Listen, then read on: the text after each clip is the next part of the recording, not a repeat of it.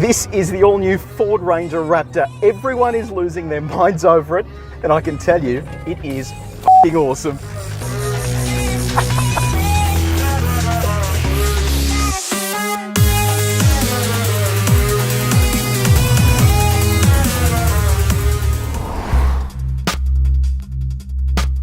Check this out, it looks amazing. It's like a small Tonka truck or just a small F-150. You've got that huge Ford embossed grille. The whole bottom section is bespoke to the Ranger Raptor, and so is the width, 150mm extra across the car. It looks absolutely sensational, including those tyres there, BF Goodrich, specifically designed for this car, 285mm wide and 17 inches as well.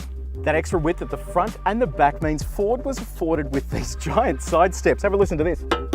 That's magnesium die cast. It is sensational. It'll carry the weight of the car so you can smash it onto things here without any dramas at all, including that steel plate at the front, 2.3mm thick. So it is literally designed to be bashed and attacked. And you're never gonna forget this is a Raptor because there are Raptor badges everywhere.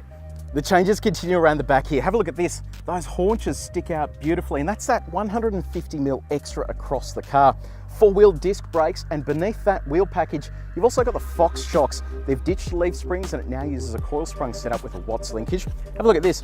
This gives you an idea of just how much extra width you're playing with. Normally this light sticks out on a normal Ranger, whereas here it's nicely recessed. Tradies, you're gonna love this section up the back. The tailgate, it's easy to open, so open that up, see how it drops down nicely? That's due to that spring in there. That means when you go to close it, it is such an easy job. Another Raptor badge because it's not Raptor enough, and then the tow hooks. These can be used as recovery hooks as well. They're on the front and rear. So this is a certified off-road car. Let's have a look at the inside at the other stuff that's changed.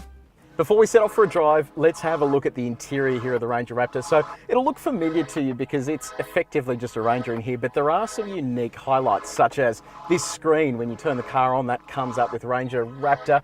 And then over here as well, you get Built Ford Tough. So it is a cool looking environment. The seats are unique to this car. They get Raptor insignia. They wrap around you nicely too. They're heated as well, which is good news. Dashboard has this leather material to it, and it is very well presented, but there are a lot of scratchy surfaces around here. And when you're getting to that $75,000 mark, you know, you would kind of hope for a little bit more premiumness to the interior.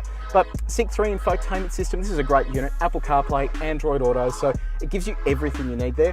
All your drive modes are selected on the steering wheel and displayed here in front of the driver. You can cycle through all of those. And then you have a new gear stick. New key as well, have a look at this. So you've got the key there, and then on the back, Raptor. So it is kind of a cool thing, but that is massively bulky. So, but you use that now in your pocket. So keyless entry and keyless start as well. So you no longer need to worry about that. Two cup holders. They've now moved USB here and down here. So there's only one 12-volt there now as well.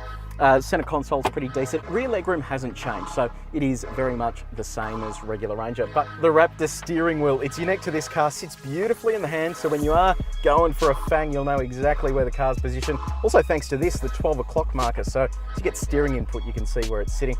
Paddle shifters, they sound really cool. Nice solid throw to them, so you have to give it a good grasp when you want to have a crack. Raptor down the bottom. Now, most important thing, how does this new engine work? Let's go for a spin.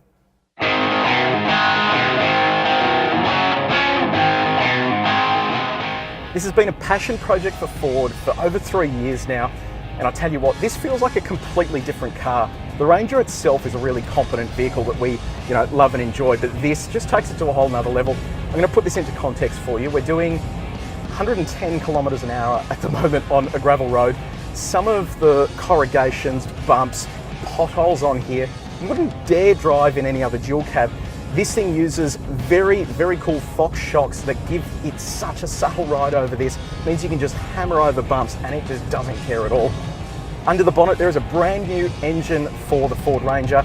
It's a 2-litre turbocharged diesel, 2 turbos, 157 kilowatts of power, 500 Newton meters of torque, and it's made it to a new gearbox, a 10-speed automatic gearbox that's been co-developed with GM. I can tell you, it has plenty of punch off the line, and those 2 turbos are always working together to get you up to speed. Never feels like that 10 speed is having to jump through gears to give you the torque that you're after. What surprises me though is just how linear this car feels. Like I said before, we're barreling along here. Earlier we were on bitumen, and same story there as well. You could literally tip this in and know that you could confidently get on the throttle. It's ridiculous, this thing. It is so much fun.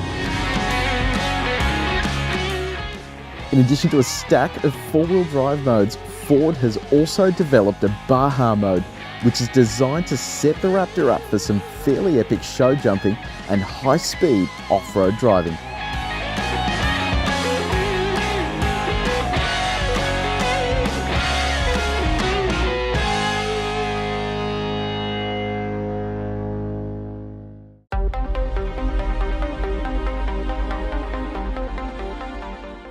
Let's talk facts and figures. 283 millimeters of ground clearance. That is mammoth. It's about 50 mil more than a standard Ranger. Although towing capacity isn't as big as a Ranger, you're only limited to 2.5 tons here. That's basically due to the suspension. Those Fox shocks, they need to be designed to take impacts really well. So it means they're a little softer. Once you start putting a tow bar on and adding extra weight, it becomes difficult to load this car up with the 3.5 tons you'll find on a regular Ranger.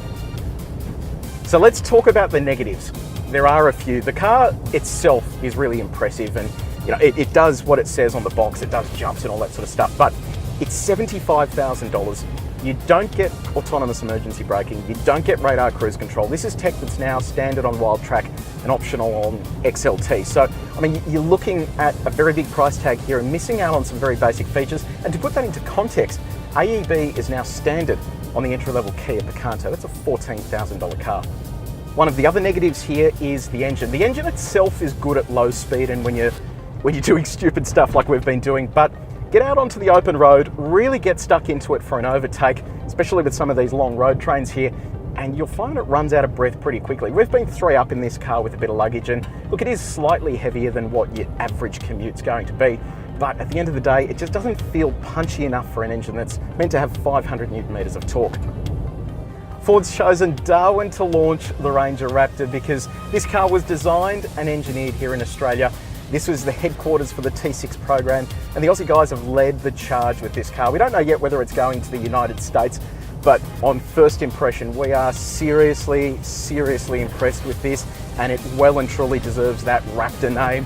To read more about the new Ford Ranger Raptor, head to the Car Advice website and don't forget to subscribe.